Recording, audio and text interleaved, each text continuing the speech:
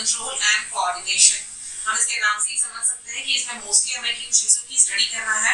तो हमारे बॉडी के जो सेंसरी पार्ट्स हैं या जहां से हमें कंट्रोल या कोऑर्डिनेशन होता है हमारी बॉडी का, वो पार्ट के बारे में हमें आज इस चैप्टर में पढ़ना है। तो जैसे कि प्रीवियस चैप्टर में हमने देखा था लाइफ प्रोसेस के बारे में, जो इन्वॉल्व करती है मेंटेनेंस फंक्शन को लिविंग ऑर्गेनिज्म के अंदर, और वहां पर हमने स्टार्ट किया था, या फिर एक नोशन हमारे मन में आता है या एक चीज हमारे मन में होती है कि अगर हम किसी चीज को मूव करते हुए देख रहे हैं तो हम सोचते हैं कि ये चीज जिंदा है। और ऐसी कुछ मूवमेंट जो है, इनफैक्ट रिजल्ट जो है ग्रोथ का रिजल्ट, जैसे प्लांट्स में ग्रोथ होती है इसका मतलब प्लांट जिंदा है। सीड जो है वो जर्मिनेट होते हैं या ग्रो होते हैं, तो हम कह सकते हैं कि सिडलिंग जो है मूव होने लगती है over the course of few days, और पुश करता है वो सॉइल को अंदर की तरफ एंड बाहर आ जाता है in the form of bird, मतलब एक छोटे से पेड़ के रूप में, पौधे के रूप में। तो ये ग्रोथ जो है, ये सारी की सारी मूवमेंट जो है वो ग्रोथ बताती है। बट अगर ये ग्रोथ जो है वो स्टॉप हो जाए तो जो मूवमेंट्स हैं वो नहीं हो पाएंगी।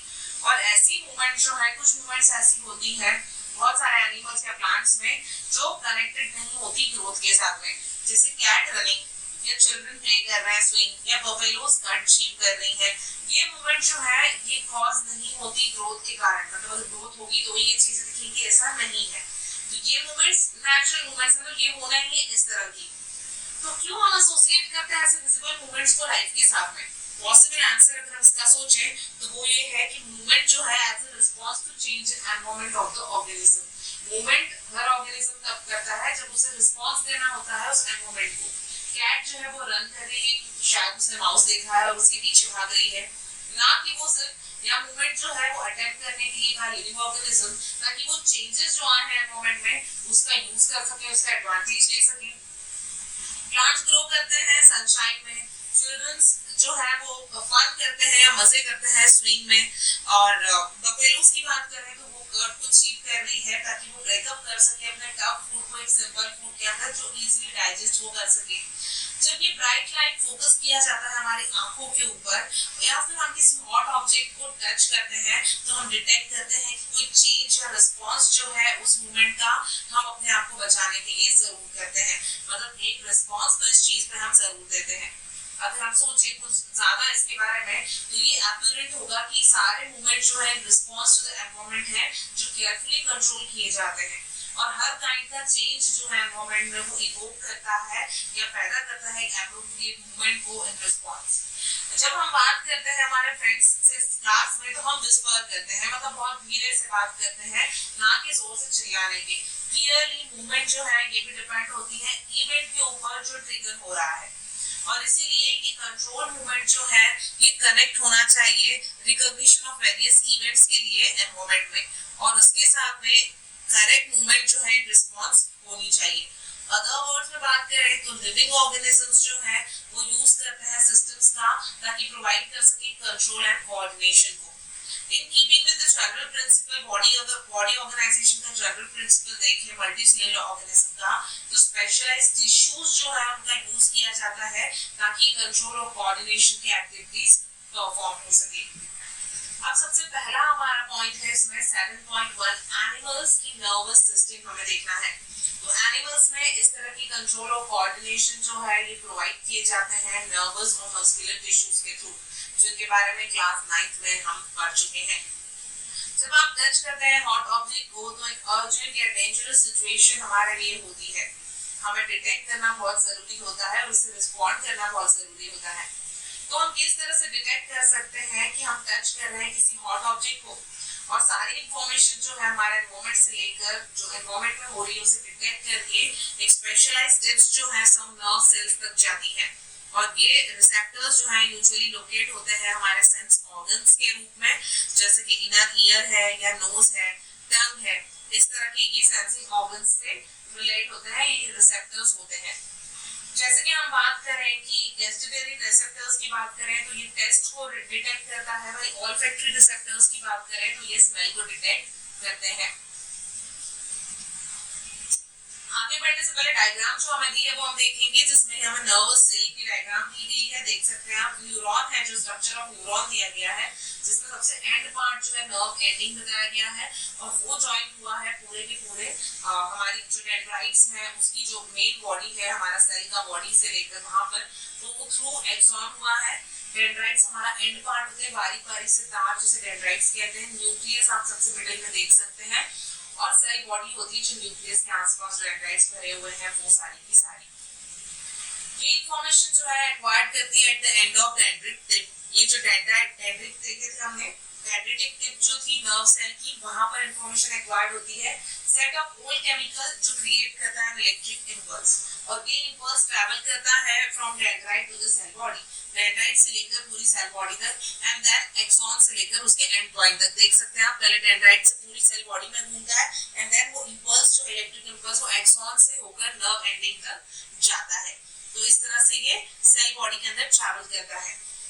उसके बाद में along the axon की एंड तक पहुंचता है, और at the end of axon electrical impulse set जो है वो रिलीज करता है कुछ केमिकल्स को, और ये केमिकल क्रॉस करते हैं गैप को या सिनैप्स, मतलब वो बीच में जो गैप हो गई है उससे केमिकल जो है वो क्रॉस करता है, और स्टार्ट करता है एक सिमिलर इलेक्ट्रिकल इंपल्स को in the dendrite of the next neuron, क्योंकि जस्ट उसके बाद में सेकंड न्यूरॉन जो है उसका डेंड्राइट वहां पर जुड़ा होता है, तो वो उसमें अटैच हो जाता है। और इस तरह से क्या होता है, जनरल स्कीम जो है कि किस तरह से नर्वस इंपल्स ट्रैवल करती है बॉडी में, इस तरह से होती है। सिमिलर सिनैप्स जो है फाइनली अलाउ करता है डिलीवरी को इस इंपल्सेस की from nerves from neurons to other cell, और उसी को मसल सेल्स और ग्लैंड भी कहते हैं। देख सकते हैं आप कि न्यूरोमस्कुलर जंक्शन हमें दिया गया है डायग्राम में, जिसमें पहले समझ दिया एक्सॉन के बाद में जो एंड पॉइंट निकले हमारे, वो एंड जो है वो न्यूरोमस्कुलर जंक्शन किस तरह से बना है, वो दोनों एंड दूसरे वाले इससे कैसे जॉइंट हुए हैं, या फिर नरीज बनी हुई है, मसल फाइबर्स बने हुए हैं, और इससे न्यूरोमस्कुलर जंक्शन जो है वो जुड़ा है, जिसमें आप देख सकते हैं जुड़ने के बाद उसके आसपास में आपको माइटोकॉन्ड्रिया भी देखने को मिलते हैं। और इसमें कोई भी सरप्राइज की बात नहीं है कि नर्वस टिश्यू जो है ये बने होते हैं ऑर्गेनाइज्ड नेटवर्क से, नर्व सेल्स के या न्यूरॉन्स के, और ये स्पेशलाइज होते हैं कंडक्ट करने के लिए इंफॉर्मेशन को इलेक्ट्रिकल इंपल्स के थ्रू एक पार्ट से दूसरे पार्ट तक।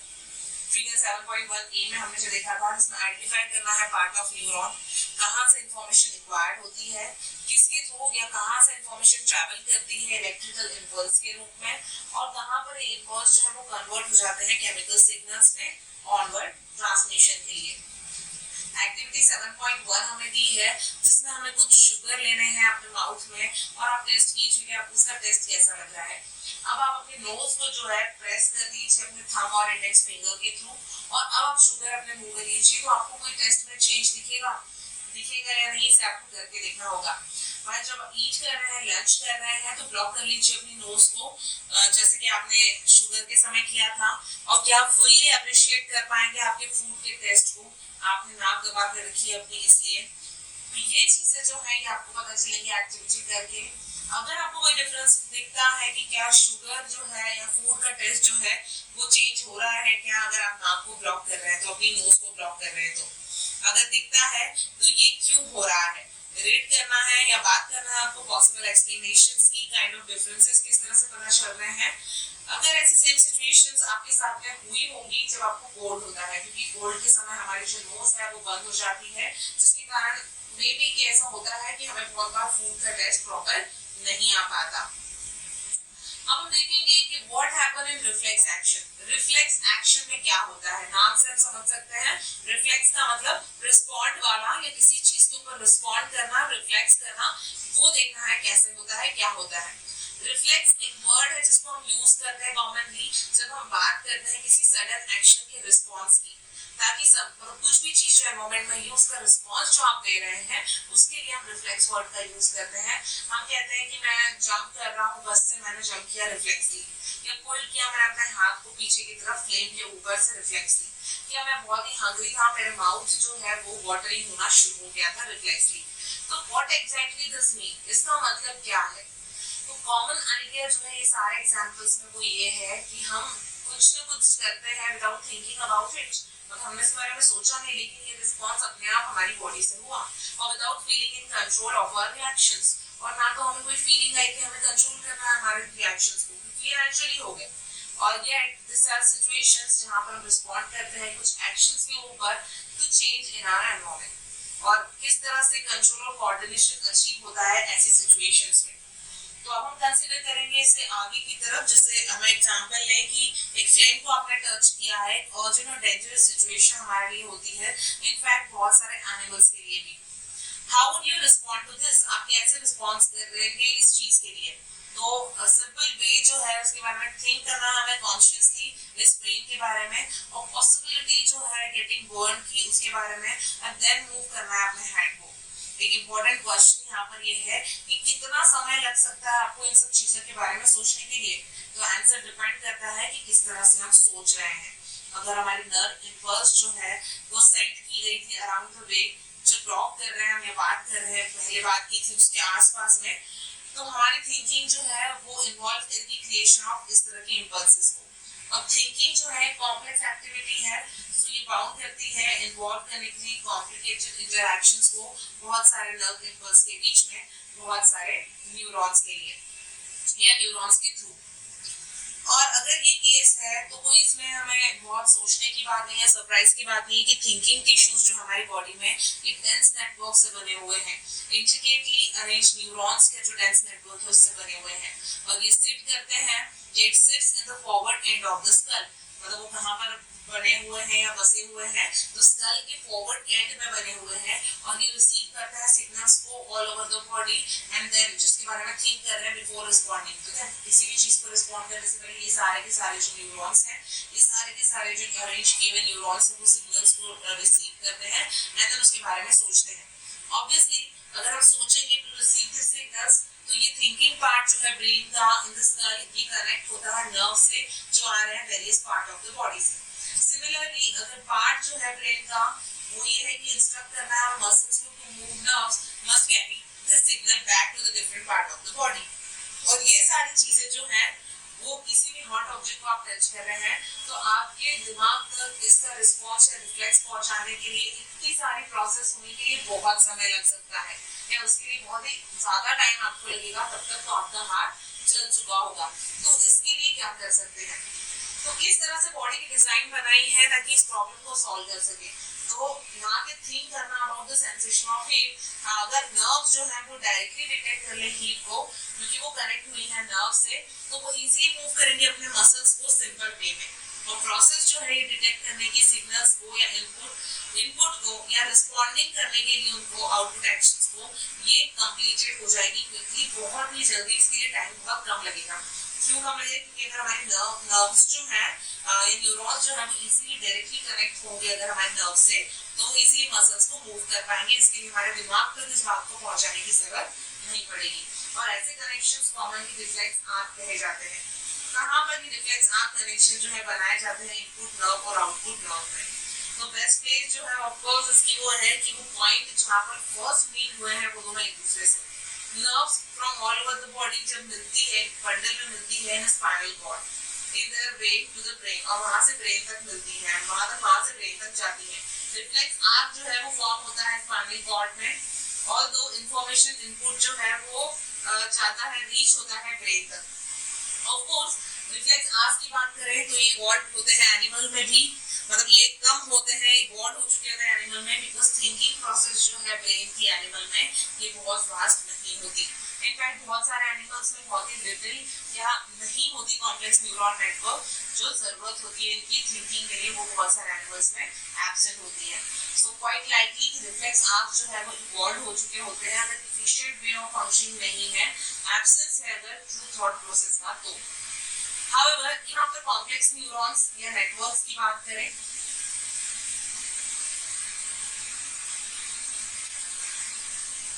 तो वो कॉम्प्लेक्स न्यूरॉन नेटवर्क्स जो है वो एग्जिस्टेंस में तब आते हैं जब रिफ्लेक्स आर्क्स जो है वो कंटिन्यू होने लगते हैं कि मोर एफिशिएंट बन सके क्विक रिस्पांस के लिए, तभी जो है आपकी कॉम्प्लेक्स न्यूरॉन्स नेटवर्क जो है वो आते हैं काम में, एग्जिस्ट होते हैं।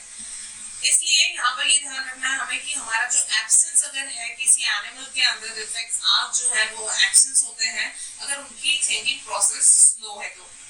यहाँ पर हमें रिफ्लेक्स आर्म का एक डायग्राम दिया हुआ है जिसमें आप देख सकते हैं कि हाथ बताया गया है जो रिसेप्टर का काम लेने का काम कर रहा है। रिसेप्टर जो स्किन में होते हैं, हीट या पेन आपको अगर वहां पर लग रहा है तो वो प्रोसेस क्या हो रही है, सेंसरी न्यूरॉन के थ्रू वो जो चीज है वो आपकी ऊपर की तरफ जा रही है ब्रेन तक जाने के लिए।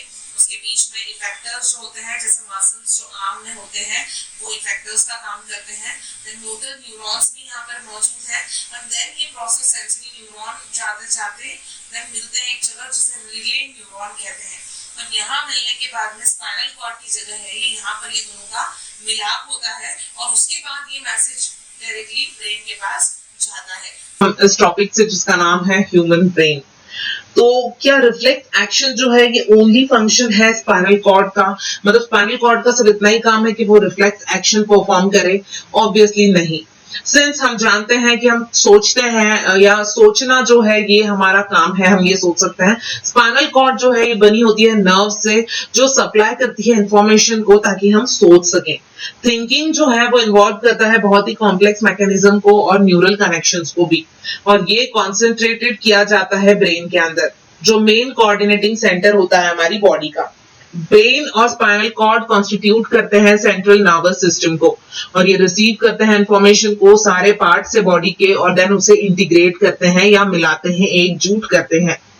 हम ये भी सोचते हैं हमारे एक्शंस के बारे में जैसे कि writing, talking, moving a chair, clapping at the end of the programme. ये कुछ एग्जांपल्स है वॉलंटरी एक्शंस के जो बेस्ड है कि डिसाइड करते हैं what to do next. Voluntary का मतलब वो है जो आपके हाथ में है या जिसके बारे में आप चाहते हैं। अगर आप चाहते हैं तो आप वॉक करें, अगर आप नहीं चाहते तो आप नहीं करेंगे, लेकिन वॉलंटरी मतलब जो आपके काबू में है, ऐसी एक्टिविटीज, ऐसी एक्शंस। सो ब्रेन जो है वो सेंड करता है मैसेजेस को मसल्स के, मतलब मैसेजेस जो है उन्हें मसल्स को सेंड करता है और ये सेकेंड वे है जिसमें नर्व सिस्टम कम्युनिकेट करता है मसल्स के साथ में। कम्युनिकेशन जो है बिटवीन सेंट्रल नर्वस सिस्टम और other part of the body ये फैसिलिटेट किया जाता है पेरिफेरल नर्वस सिस्टम के थ्रू जो कंसिस्ट होती है क्रैनियल नर्व से, जो अराइज होती है ब्रेन से लेकर स्पाइनल नर्व्स तक जो स्पाइनल कॉर्ड तक है। मतलब ये अराइज हुई ब्रेन तक, क्रैनियल नर्व्स अराइज होती हैं ब्रेन तक और स्पाइनल नर्व्स अराइज होती है स्पाइनल कॉर्ड तक। ब्रेन जो अलाउ करता है, इसीलिए हमें अलाउ करता है थिंक करने के लिए और एक्शंस को परफॉर्म करने के लिए जो थिंकिंग पर बेस्ड है। जैसे कि तुम एक्सपेक्ट करोगे कि अकम्प्लिश हो जाए through a complex design, different parts of brain जो है वो रिस्पॉन्सिबल होते हैं इंटीग्रेट करने के लिए डिफरेंट इनपुट और आउटपुट को। ब्रेन जो है वो थ्री पार्ट्स में डिवाइड किया गया है, नेमली फोर ब्रेन, मिड ब्रेन और हिंड ब्रेन में। फोर ब्रेन जो है सबसे मेन थिंकिंग पार्ट माना जाता है ब्रेन का और ये रीजन्स जो है वो रिसीव करते हैं सेंसरी इंपल्स को। बहुत सारे रिसेप्टर्स यहीं पर आके अपने इंपल्स जो है सेंसरी इंपल्स यहाँ पर रिसीव होते हैं। सेपरेट एरियाज जो है फोर ब्रेन के ये सब स्पेशलाइज किए गए हैं सुनने के लिए, स्मेल के लिए, देखने के लिए, इस तरह से अलग अलग चीजों के लिए। और ये सेपरेट एरियाज जो है ये एसोसिएशन है जहां पर सेंसरी इंफॉर्मेशन जो है वो इंटरप्रेट की जाती है, उन्हें सबको साथ में लाया जाता है वो इंफॉर्मेशन के साथ जो अदर रिसेप्टर्स ने भी भेजी है, एज वेल एज वो इंफॉर्मेशन जो ऑलरेडी ब्रेन के अंदर स्टोर्ड है। और based on all this decision जो है वो लिया जाता है कि किस तरह से रिस्पॉन्ड करना है और इंफॉर्मेशन किस तरह से पास करना है on to the motor areas जो कंट्रोल करते हैं मूवमेंट्स ऑफ वॉलंटरी मसल्स को, फॉर एग्जाम्पल हमारे लेग की मसल्स को। However, certain sensations जो है वो डिस्टिंक्ट होते हैं या अलग होते हैं फ्रॉम सीइंग और हियरिंग। फॉर एग्जाम्पल हम किस तरह से जानेंगे कि हमने बहुत खाना खा लिया है, बहुत ज्यादा खाना मैंने खा लिया, ऐसे कैसे पता चलेगा? तो जो सेंसेशन है मुझे फीलिंग फुल का, मतलब मेरा पेट पूरी तरह से भर चुका है, इसकी जो फीलिंग है इसका सेंसेशन मुझे बताएगा। बिकॉज सेंटर जो एसोसिएट किया जाता है हंगर के साथ में ये एक सेपरेट पार्ट है फोर ब्रेन में, मतलब पेट भर गया है इसके लिए एक अलग से सेपरेट पार्ट बनाया गया है फोर ब्रेन में जो हमें ये बताता है कि अब मैं खाना और ज्यादा नहीं खा सकता। यहाँ आप देख सकते हैं हमें ह्यूमन ब्रेन का आप देख सकते हैं डायग्राम दिया है जिसमें फोर ब्रेन का पार्ट आप देख सकते हैं यहाँ दिया है, जिसमें हमारा सेरेब्रम, क्रैनियम जिसे स्कल कहते हैं, ऊपर का पार्ट होता है कवरिंग होता है, मिड ब्रेन जो एकदम व्हाइटिश पार्ट दिख रहा है, हाइपोथैलेमस व्हाइटिश पार्ट का एक कॉर्नर पर हमें हाइपोथैलेमस बताया गया है, पिट्यूटरी ग्लैंड जो है उसके आसपास का जो एरिया है हमारे मिड ब्रेन के वो पिट्यूटरी ग्लैंड है, हिंड ब्रेन जो है उसमें 3 पार्ट आते हैं, पॉन्स, मेड्यूला और सेरेबेलम। तो यहाँ पर सेरेबेलम देख सकते हैं आप, एक कॉर्नर में एक पार्ट दिया हुआ है जो बहुत ही ज्यादा हमें ऐसा लग रहा है कि बहुत ही ज्यादा कंजस्टेड टाइप है, अच्छा सा भरा हुआ सा एरिया है, वो सेरेबेलम है। मेड्यूला हमारा एकदम एंड पार्ट होता है, जिसे कह सकते हैं हम कि हमारे पिट्यूटरी ग्लैंड का एंड पार्ट जो आ जाए वो। एंड पॉन्स जो है वो हमारा मिड पार्ट जो होता है, पिट्यूटरी ग्लैंड के ही आसपास का पार्ट ये होता है। स्पाइनल कॉर्ड हमारा एकदम एंड में आता है, जिसके बाद हमारी स्पाइनल कॉर्ड शुरू होती है। तो स्टडी करना है हमें लेवल डायग्राम जो ह्यूमन ब्रेन की दी है, आप देखेंगे डिफरेंट पार्ट जो है उनके स्पेसिफिक फंक्शंस है जो वो परफॉर्म करते हैं। अब आप किस तरह से देख सकते हैं कि किस पार्ट का क्या फंक्शन है। तो अगर हम देखें अदर यूज जो है वर्ड रिफ्लेक्स का, अगर हम देखें जैसे हमने बात की थी इंट्रोडक्शन में इसके बारे में, हमारा माउथ जो है या वाटरिंग कर रहा है, अगर हमने किसी फूड को देखा है जिसे हम बहुत ज्यादा पसंद करते हैं विदाउट आवर मीनिंग टू, है ना, हम नहीं चाहते हुए हमारे मुंह में पानी आता है। हमारा हार्ट जो है वो बीट कर रहा है, हम उसके बारे में नहीं सोच रहे, हम ये सोच रहे हैं कि हार्ट को बीट करवाना है, ऐसा नहीं हो रहा है, लेकिन वो अपने आप प्रोसेस हो रही है, हम उसके बारे में नहीं सोच रहे हैं, फिर भी हार्ट हमारा बीट कर रहा है। इनफैक्ट हम कंट्रोल नहीं कर सकते एक्शंस को easily by thinking about them और डाइजेस्ट और even if we wanted to. अगर मैं चाहूं कि मेरा ब्रेन ना चले, मेरा हार्ट बीट ना करे, तो कैसा हो सकता है, मतलब मैं चाहूं तो भी ये चीज नहीं हो सकती। Do we have to think about or remember the breathe or digest food? क्या हमें याद रखना पड़ता है कि फूड अगर मैंने खाया तो उसे डाइजेस्ट करना पड़ेगा, या फिर मुझे हार्ट को बीट करवाना पड़ेगा? ऐसी चीजें हमें नहीं करनी पड़ती है, इसके बारे में सोचना भी नहीं पड़ता, क्योंकि ये चीजें क्या है, इनवॉलंटरी है। So in between simple reflex action, जैसे कि चेंज जो हुआ है साइज इन प्यूपिल में, जैसे हमारे आंखों के साइज में चेंज होता है, thought of out action such as moving a chair या moving करना है चेयर को, there is another set of muscle movements over which we do not have any thinking control। ऐसी कुछ movements होती हैं जिसके ऊपर हमारा कंट्रोल नहीं होता। और ऐसी involuntary actions को, जैसे मैंने आपको बताया था, voluntary का मतलब होता है जो आपके काबू में है, लेकिन involuntary जो आपके काबू में नहीं है या जिसे आप नहीं चला सकते अपने हिसाब से, ऐसी कंट्रोल होती है ये एक्शंस मिड ब्रेन और हिंड ब्रेन के थ्रू। और ये सारे इनवॉलंटरी एक्शंस जो है इंक्लूड करती है ब्लड प्रेशर, सैलिवेशन, वोमिटिंग, और ये कंट्रोल की जाती है मेड्यूला के थ्रू जो हिंड ब्रेन में मौजूद होता है। थिंक अबाउट द एक्टिविटीज, जैसे कि वॉकिंग, एक स्ट्रेट लाइन में वॉक करना है, या बाइसिकल राइड करना है, या पेंसिल उठाना है, ये पॉसिबल है due to part of hind brain जिसे हम सेरेबेलम कहते हैं। सेरेबेलम वाला पार्ट जो है वो इन एक्टिविटीज को परफॉर्म करने में हेल्प करता है, और ये रिस्पॉन्सिबल होता है प्रिसीजन करने के लिए भी, या छोटा बनाने के लिए इनवॉलंटरी एक्शंस को, और मेंटेन करने के लिए पोस्चर को और बैलेंस को हमारी बॉडी के। इमेजिन कीजिए क्या होगा अगर इस तरह के इवेंट जो है वो फेल्ड हो जाए परफॉर्म होना, अगर हम इनके बारे में सोच नहीं रहे हैं तो। अब हम देखेंगे how are this tissues protected. इस तरह का टिश्यू जो है, ये टिश्यूज किस तरह से प्रोटेक्ट किए जा सकते हैं। तो एक डेलिकेट ऑर्गन कहा जाता है हमारे ब्रेन को, जो बहुत ही इंपॉर्टेंट है वैरायटी ऑफ एक्टिविटीज को परफॉर्म करने के लिए, और ये केयरफुली प्रोटेक्ट करना इसे बहुत जरूरी है। और इसी के लिए हमारी बॉडी को इस तरह से डिजाइन किया गया है कि ब्रेन जो है उसे बिठाया गया है इनसाइड अ बोनी बॉक्स। एक पूरी तरह से ब्रेन के आसपास बोन का बॉक्स बना हुआ है, और ब्रेन जो है उस बोनी बॉक्स के अंदर ब्रेन जो है वो रखा गया है, और उसके आसपास पूरा फ्लूइड भरा गया है। एक बलून, मतलब फ्लूइड फील्ड बलून उसके आसपास रखा गया है, जो प्रोवाइड करेगा फर्दर शॉक एब्सॉर्प्शन से। मतलब एकदम जोर से अगर हमारे सिर में किसी चीज का झटका लगता है तो वो फ्लूइड के कारण भी हमारा जो ब्रेन है वो हम प्रोटेक्ट कर सकते हैं। अगर आप अपने हाथ को मिडल से अपने बैक के मिडल में देखेंगे, पुश करके वहां पर लगाकर हाथ को, तो आप फील करेंगे एक हार्ड और बम्पी स्ट्रक्चर को। और ये वर्टिब्रल कॉलम आपको जो दिख रहा है, या बैकबोन जो दिख रही है, ये प्रोटेक्ट करती है स्पाइनल कॉर्ड को। How does the nervous tissues cause action. अब नर्व्स टिश्यूज से एक्शन कैसे कॉज होती है। तो अब तक जैसे कि हमने बात की थी नर्वस टिश्यूज के बारे में, किस तरह से कलेक्ट करती है इंफॉर्मेशन के बारे में, एंड सेंड करती है अराउंड द बॉडी, प्रोसेस करती है इंफॉर्मेशन को, और डिसीजंस लेती है जो इंफॉर्मेशन पे बेस्ड है, और कन्वे करती है डिसीजन को मसल्स को, ताकि वो उसके ऊपर रिफ्लेक्स जो है, एक्शन जो है, रिएक्शन जो है वो दे सके। अदर वर्ड्स में बात करें तो जब एक्शन और मूवमेंट जो है वो परफॉर्म होती है, तो मसल टिश्यूज जो है वो फाइनल जॉब करती हैं। How do animal muscles move, लेकिन एनिमल की मसल्स कैसे मूव होती हैं? तो जब नर्व इंपल्स रीच करता है मसल्स तक तो मसल फाइबर जो है वो मूव होने लगते हैं। और how does a muscle cell move, अब मसल सेल की बात करें तो वो कैसे मूव होगा? तो सिंपलेस्ट नोशन हमारे मन में है या एक विचार हम करते हैं मूवमेंट के बारे में एट द सेल्यूलर लेवल, वो ये है कि मसल्स जो है, मसल सेल्स जो है वो मूव करते हैं उनके चेंज करके शेप को, और वो शॉर्टन हो जाते हैं। तो नेक्स्ट क्वेश्चन ये आएगा कि किस तरह से मसल सेल्स जो है अपने शेप को चेंज करते हैं। तो आंसर इसका ये है, या इसका आंसर आपको वैसे केमिस्ट्री में मिलेगा सेल्यूलर कंपोनेंट्स के।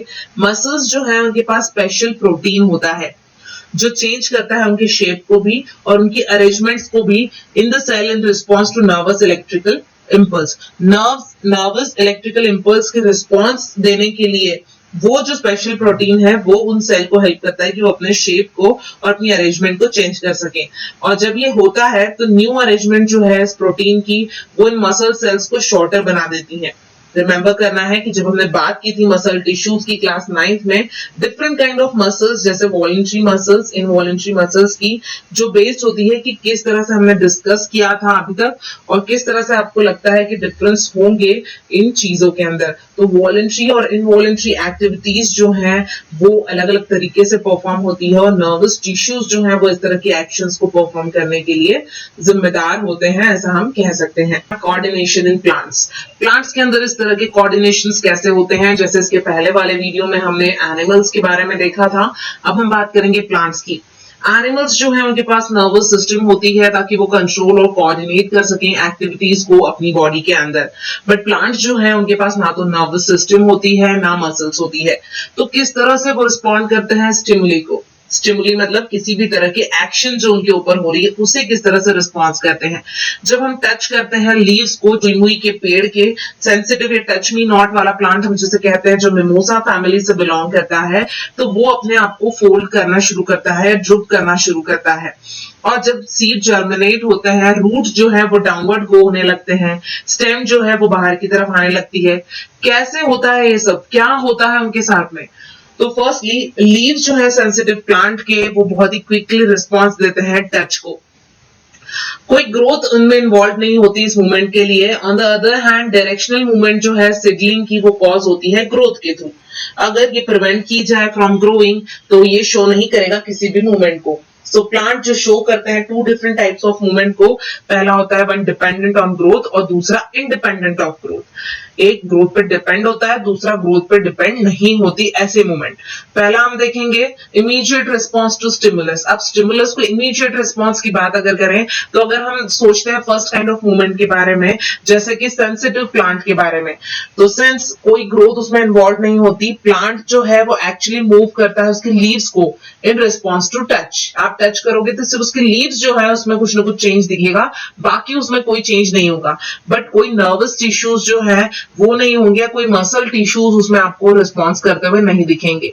तो किस तरह से प्लांट डिटेक्ट करता है हमारे टच को और किस तरह से लीव्स जो है वो रिस्पॉन्स करते हैं इस चीज को। अगर हम सोचें कि क्या एग्जैक्टली होता है प्लांट में जब हम उसे टच करते हैं और कौन सा पार्ट जो है प्लांट का एक्चुअली मूव होता है, तो ये अपीरेंट होगा कि मूवमेंट हैपन होती है उस पॉइंट पे जो डिफरेंट होता है पॉइंट ऑफ टच से। मतलब आपने जिस पार्ट पे टच किया है वो पॉइंट तो शायद होगा, लेकिन उसके अलावा भी बहुत सारा पूरे के पूरे प्लांट क्या हो जाएगा, टच मी नॉट वाला अपने आप को क्लोज करने लगेगा। सो इंफॉर्मेशन जो है टच की वो ऑकर होती है कम्युनिकेशन के थ्रू। जैसे ही आपने हाथ लगाया तो इंफॉर्मेशन पूरे प्लांट में पहुंच गई, कम्युनिकेट हो गई और सारा का सारा प्लांट क्या होने लगा, बंद होने लगा। प्लांट जो है वो यूज करता है इलेक्ट्रिकल केमिकल मीन्स को ताकि वो कन्वे कर सके उसकी इंफॉर्मेशन को cell to cell.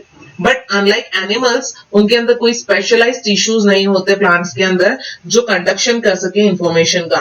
Finally again animals की बात करें तो कुछ सेल जो है वो चेंज करते हैं अपने शेप को in order for movement to happen, कोई मूवमेंट परफॉर्म करने के लिए।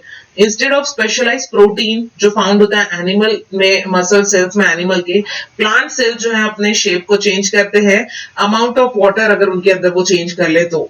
और इसके कारण स्वेलिंग या श्रिंकिंग जो है वो देखने को मिलता है और इसीलिए चेंजिंग होते हैं शेप्स के प्लांट में। मतलब ये याद रखना है कि एनिमल्स के अंदर जो होता है, एनिमल के अंदर हमारे स्पेशलाइज्ड प्रोटीन था जिसके कारण वो अपने शेप को चेंज करते थे, बट प्लांट के अंदर देखें तो वाटर की जो क्वांटिटी है उसे कम कर देते हैं या ज्यादा कर देते हैं, जिसके कारण स्वेलिंग या श्रिंकिंग होता है और जिसके कारण वो अपने शेप को चेंज कर सकते हैं।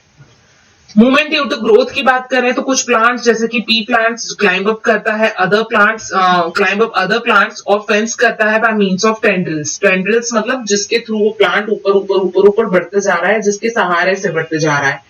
ये टेंड्रिल्स जो है सेंसिटिव होते हैं बहुत ही टच करने से।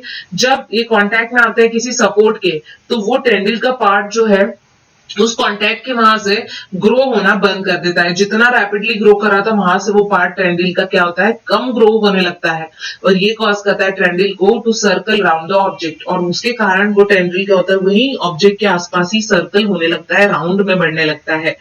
मोर कॉमनली प्लांट जो रिस्पॉन्ड करते हैं स्टिमुली को slowly bye growing in a particular direction because इसी के कारण because this growth is directional. Growth कैसी है, डायरेक्शनल है और ये अपीयर होती है अगर प्लांट मूव करता है। अब हम अंडरस्टैंड करेंगे ये टाइप ऑफ मूवमेंट को with the help of example. Activity 7.2 में आपको एक कोनिकल फ्लास्क लेना है, वाटर से भरा हुआ, कवर करना है उसके नेक को एक फ्लास्क, उस फ्लास्क के with a wire mesh. Keep करना है आपको, इसके अंदर आपको 2 से 3 फ्रेशली जर्मिनेटेड बीन सीड्स जो है वायर मैश पे रखना है आपको और आपको एक कार्डबोर्ड बॉक्स लेना है जो ओपन हो एक साइड से, जैसे आप डायग्राम में देख सकते हैं। एक तरफ से वो ढका हुआ है, दूसरी तरफ से खुला हुआ है। अब आपको उस फ्लास्क को बॉक्स के अंदर रखना है इस तरह से कि उसका ओपन साइड जो है बॉक्स का वो लाइट की तरफ दिखे, जैसे आप देख सकते हैं। 2 से 3 दिन के बाद आप नोटिस करेंगे कि शूट्स जो हैं वो टुवर्ड्स द लाइट बेंड हुए हैं और रूट्स जो हैं उसके अवे हुए हैं, दूसरी साइड में हुए हैं। नाउ आपको फ्लास्क को टर्न कर लेना है। शूट्स को जो है वो आपको लाइट्स की तरफ नहीं रख के दूसरी साइड रखना है और रूट्स को लाइट की तरफ करना है और उसे अनडिस्टर्ब रखना है आपको कुछ दिनों के लिए। अब ओल्ड पार्ट जो है शूट और रूट का क्या अपनी डायरेक्शंस को चेंज करेगा, क्या डिफरेंस जो है डायरेक्शन में न्यू ग्रोथ के आपको देखने को मिलेगी, ये आप कैसे कंक्लूड करेंगे, एक्टिविटी करके आपको पता करना होगा। एनवायरमेंटल ट्रिगर्स की बात करें जैसे कि लाइट या ग्रेविटी, ये चेंज करती है डायरेक्शंस को, प्लांट के जो पार्ट है जो ग्रो हो रहा है उसको, और ये डायरेक्शनल या ट्रॉपिक या मूवमेंट जो है ये आइदर टुवर्ड्स स्टिमुलस होती हैं या अवे फ्रॉम इट होती हैं। सो अगर 2 different kind of phototropic movement की बात करें तो शूट रिस्पॉन्ड करता है bending towards the light, while root respond कर रहा है बेंडिंग अवे फ्रॉम लाइट। और किस तरह से हेल्प करते हैं प्लांट को, तो प्लांट जो है वो शो करता है ट्रॉपिज्म को in response to other stimuli as well. और रूट्स जो है प्लांट के ऑलवेज ग्रो करते हैं डाउनवर्ड डायरेक्शन में, व्हाइल शूट्स जो है वो यूजुअली अपवर्ड डायरेक्शन में ही मूव करते हैं और अवे फ्रॉम द अर्थ। ये अपवर्ड और डाउनवर्ड ग्रोथ जो है शूट्स और रूट्स की रिस्पेक्टिवली, ये रिस्पॉन्स करती है to the pull of earth और ग्रेविटी, और ऑब्वियसली जियोट्रॉपिज्म जो है वो ये शो करती है। हाइड्रो का मतलब होता है वाटर और केमो का मतलब होता है केमिकल्स। तो क्या होता है हाइड्रोट्रोपिज्म में और केमोट्रोपिज्म का मतलब, तो क्या अगर हम सोचे कोई एग्जांपल अगर in kind of directional growth movements के बारे में तो हम क्या बता सकते हैं। जैसे एक एग्जांपल हमें केमोट्रोपिज्म का दिया है और वो है ग्रोथ ऑफ पोलन ट्यूब्स जो ओव्यूल्स के टुवर्ड्स होती है, about which we will learn, जिसके बारे में हम देखेंगे, एग्जामाइन करेंगे रिप्रोडक्टिव जो पार्ट है हमारा उसके बाद में। जैसे आप देख सकते हैं रिप्रोडक्टिव पार्ट जो हमारा था, रिप्रोडक्टिव में प्रोसेस जो है लिविंग ऑर्गेनिजम्स की होती है, उसमें हमें पता चलेगा ये केमोट्रोपिज्म के बारे में। अब हम एक बार और देखेंगे अबाउट द इंफॉर्मेशन जो कम्युनिकेट होती है in the bodies of multicellular organism. Movement जो है सेंसिटिव प्लांट की रिस्पॉन्स में देखें in touch is very quick. Movement जो है सनफ्लावर की इन रिस्पॉन्स टू डे और night on the other hand बहुत ही स्लो होती है। ग्रोथ रिलेटेड मूवमेंट्स जो है प्लांट्स में वो बहुत ही स्लो होती हैं। इवन एनिमल बॉडीज में भी कुछ केयरफुली कंट्रोल डायरेक्शंस होती हैं ग्रोथ के लिए। हमारे आर्म्स और फिंगर्स जो है ग्रो करते हैं सर्टेन डायरेक्शंस में, नॉट हैप्पीजार्डली। सो कंट्रोल करते हैं मूवमेंट्स को, कैन बी आइदर स्लो और फास्ट। अगर फास्ट रिस्पॉन्स है टू स्टिमुली तो ये अगर बना है तो इंफॉर्मेशन ट्रांसफर होती है, मस्ट हैपन वेरी क्विकली, और इसी के लिए मीडियम जो है ट्रांसमिशन का ये एबल होना चाहिए कि वो रैपिडली मूव कर सके। इलेक्ट्रिकल इम्पल्सेस जो है एक्सीलेंट मीन्स है इस चीज के लिए, बट कुछ लिमिटेशंस हैं यूज ऑफ इलेक्ट्रिकल इम्पल्स की। फर्स्टली वो रीच करते हैं ओनली उन सेल्स पे जो कनेक्टेड है नर्वस टिश्यूज से, ना कि हर सेल पे एनिमल बॉडी के। सेकेंडली, एक बार इलेक्ट्रिकल इम्पल्स जनरेट होता है सेल के अंदर और ट्रांसमिट होता है तो सेल जो है कुछ समय लेता है रिसेट करने के लिए उसके मैकेनिज्म को, ताकि वो जनरेट हो सके या ट्रांसमिट हो सके किसी न्यू इम्पल्स के ऊपर। अदर वर्ड्स में बात करें तो सेल कंटिन्यूअसली क्रिएट नहीं करता और ट्रांसमिट नहीं करता इलेक्ट्रिकल इम्पल्स को, और इट इज दस कोई उसमें आश्चर्य की बात नहीं है कि मोस्ट मल्टीसेलुलर ऑर्गेनिज्म जो है वो another means of communication use करते हैं सेल्स के बीच में, जिसे केमिकल कम्युनिकेशन कहते हैं। If instead of generating electrical impulse stimulated cell release करते हैं केमिकल कंपाउंड को, तो ये कंपाउंड डिफ्यूज होते हैं all around the original cell. If other cell जो है जो around have the means to detect this compound using special molecule on the surface, और ये जो है एबल होते हैं रिकॉग्नाइज करने के लिए इंफॉर्मेशन को और इवन उन्हें ट्रांसमिट करने के लिए भी। और ये स्लोअर होते हैं ऑफ कोर्स, बट ये पोटेंशियली रीच करते हैं सारे सेल्स तक बॉडी के रिगार्डलेस ऑफ नर्वस कनेक्शंस, और ये डन होते हैं स्टेडीली एंड परसिस्टेंटली। ये कंपाउंड्स जो है और हार्मोन्स जो है यूज किए जाते हैं मल्टीसेलुलर ऑर्गेनिजम्स के through for control and coordination, जो शो करता है ग्रेट डील ऑफ डाइवर्सिटी को, जैसे कि हम एक्सपेक्ट करते हैं। डिफरेंट प्लांट हार्मोन्स जो है हेल्प करते हैं कोऑर्डिनेट करने के लिए ग्रोथ को, डेवलपमेंट के लिए और रिस्पॉन्स करने के लिए एनवायरमेंट को। ये सिंथेसाइज करते हैं at a place away from where they act और सिंपली डिफ्यूज करते हैं to the area of action. कुछ एग्जांपल अगर हम लें, जैसे कि हम वर्क कर रहे हैं अर्लियर हमने एक्टिविटी 7.2 देखी थी, जब ग्रोइंग प्लांट डिटेक्ट करता है लाइट को, एक हार्मोन जिसको ऑक्सीन कहते हैं वो सिंथेसाइज होता है एट द शूट टिप, और ये हेल्प करता है सेल को ग्रो करने के लिए और ज्यादा। जब लाइट आती है एक साइड से प्लांट के, तो ऑक्सीजन डिफ्यूज करता है towards the shady side of the shoot, और ये कॉन्सेंट्रेशन जो है ऑक्सीजन का स्टिमुलेट करता है सेल को ताकि वो ग्रो कर सके और ज्यादा on the side of the shoot जो अवे फ्रॉम द लाइट है, और इसीलिए प्लांट अपीयर होता है हमें bend toward the light. Another example plant hormone की बात करें तो वो है गिबरलिंस का, जो लाइक ऑक्सीजन ही होता है, जो हेल्प करता है ग्रोथ के लिए स्टेम के। साइटोकाइनिन प्रमोट करता है सेल डिवीजन को, और ये नेचुरल होता है then they are present in a greater concentration in areas जहां पर रैपिड सेल डिवीजन होता है, जैसे कि फ्रूट्स और सीड्स। ये एग्जांपल्स हैं प्लांट हार्मोन के जो हेल्प करते हैं प्रमोट करने के लिए ग्रोथ को, बट प्लांट जो है उन्हें जरूरत होती है सिग्नल्स की ताकि वो ग्रोइंग को स्टॉप कर सकें। एब्सिसिक एसिड एक एग्जांपल है हार्मोन का जो इनिबिट करता है ग्रोथ को या ग्रोथ को रोक देता है, और ये इफेक्ट करता है या इसका इफेक्ट से विटलिंग जो है लीव्स की होती है, या फिर कह सकते हैं कि मुरझाना जो है लीव्स का शुरू हो जाता है एब्सिसिक एसिड की वजह से। हार्मोन्स इन एनिमल्स, तो किस तरह से केमिकल या hormonal means of information transmission होता है जो यूज किया जाता है एनिमल्स के थ्रू। किस तरह से कोई भी एनिमल, फॉर इंस्टेंस स्क्विरल की बात करें तो एक्सपीरियंस करती है जब भी वो स्कैरी सिचुएशन में होती है या डर की सिचुएशन में होती है। उनकी बॉडीज जो है वो प्रिपेयर करके रखती है अपने आप को, या तो वो फाइट करेंगी उसके लिए या वो रन करेंगी वहां से उसके लिए। बोथ जो केसेस है बहुत ही कॉम्प्लिकेटेड एक्टिविटीज हैं जो यूज की जाती है ग्रेट डील ऑफ एनर्जी के साथ एक कंट्रोल वे में। बहुत सारे डिफरेंट टिश्यूज के टाइप्स जो हैं वो यूज किए जाते हैं और उनकी एक्टिविटीज जो है उन्हें इंटीग्रेट किया जाता है एक साथ इस एक्शंस में। However, दो अल्टरनेट एक्टिविटीज जैसे फाइटिंग और रनिंग है, ये दोनों क्वाइट डिफरेंट है। सो एक सिचुएशन यहाँ पर अगर हम देखें जिसमें कॉमन प्रिपरेशन जो है वो यूजफुली बनानी जरूरी होती है बॉडी के अंदर, और ये प्रिपरेशंस जो है ये आइडियली बनाई जाती हैं और इजियर होती हैं आइदर एक्टिविटी करने के लिए, या तो भागना है या लड़ना है, और किस तरह से ये अचीव कर सकते हैं। अगर बॉडी डिजाइन जो स्क्विरल में बात करें तो वो रियल करी जाती है only on electrical impulse via nerve cell, तो रेंज जो है उस टिश्यूज की वो इंस्ट्रक्ट करेगी to prepare for the coming activity जो लिमिटेड होगी।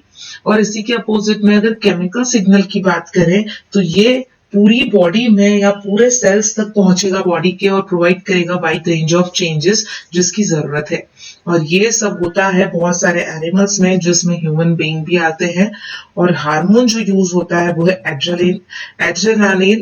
एड्रेनालिन जो है वो यूज होता है जो सिक्रीट किया जाता है फ्रॉम एड्रेनल ग्लैंड।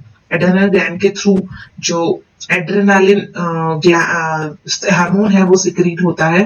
फिगर 7.7 हमें नीचे दी गई है, जिसमें ये ग्लैंड हमें कहाँ पर होती है ये लोकेट करके बताई गई है। एड्रेनालिन जो है वो सिक्रीट किया जाता है डायरेक्टली इनटू द ब्लड और कैरी आउट करता है to different part of the body. Target organ या स्पेसिफिक टिश्यूज जो है जिसपे ये एक्ट करता है उसमें हार्ट भी आता है, और इसी का रिजल्ट हार्ट बीट जो है फास्ट बीट करने लगती है, और इसके कारण सप्लाई जो है मोर ऑक्सीजन का हमारे मसल्स में मिलता है। Blood to the digestive system और स्किन जो है वो रिड्यूस होता है due to contraction of muscle around the small arteries. Arteries के आसपास जो मसल्स है उनके बीच में कंट्रैक्शन होने लगता है, तो यहाँ पर ब्लड जो है वो डाइजेस्टिव सिस्टम और स्किन में पहुंचना कम हो जाता है इन ऑर्गन्स में, और ये डाइवर्ट करता है ब्लड को हमारे स्केलेटल मसल्स को। ब्रीदिंग रेट जो है वो भी इंक्रीज हो जाता है because of the contraction of the diaphragm और रिब मसल्स। और ये सारे रिस्पॉन्सेस एक साथ जब आते हैं तो ये एनिमल की बॉडी को इनेबल करते हैं, उन्हें रेडी करते हैं डील करने के लिए इस पर्टिकुलर सिचुएशन के लिए। ऐसे एनिमल हार्मोन्स जो हैं ये पार्ट होते हैं एंडोक्राइन सिस्टम के, जो कॉन्स्टिट्यूट करता है एक सेकेंड वे ऑफ कंट्रोल और कोऑर्डिनेशन हमारी बॉडी में। एक्टिविटी 7.3 में हमें फिगर जो 7.7 दी है उसे देखना है।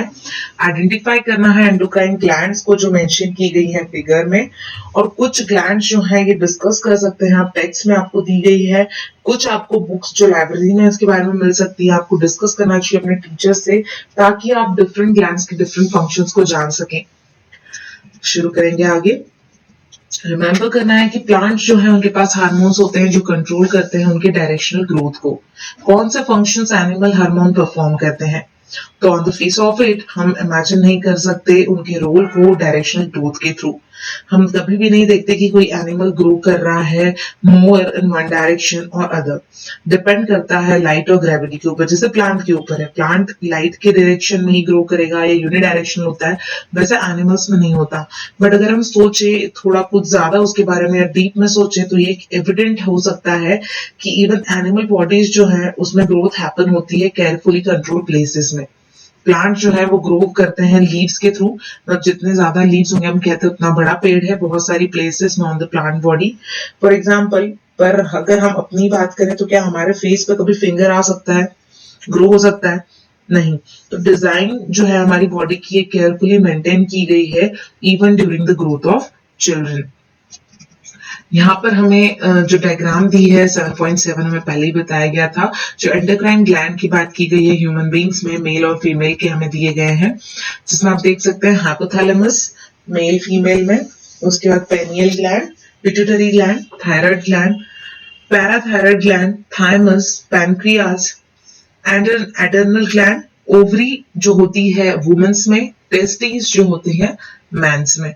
तो इस तरह से बाकी सारी चीजें ग्लैंड जो है वो मेन और वुमेन दोनों में प्रेजेंट होते हैं, और सिर्फ टेस्टिस और ओवरीज ये दो चीजें हैं जो डिफरेंट होती हैं वुमेन और मैन के अंदर।